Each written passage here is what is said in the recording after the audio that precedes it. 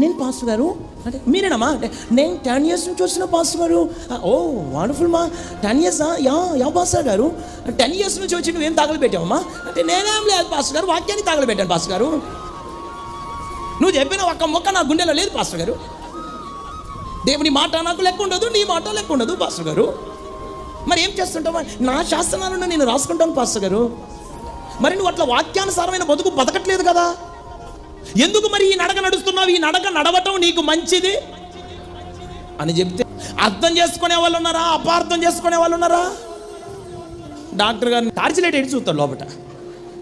నా నోట్లో నువ్వేమంటారు టార్చిలైట్ ఎట్టి? రే నువ్వు ట్యాబ్లెట్ కావాలంటే, సూది అయి కావాలంటే ఆపరేషన్ చేయక, టార్చిలైట్ ఏందా మనం వేసేది? నీ మీద క్రిమినల్ కేసు పెడతానంటే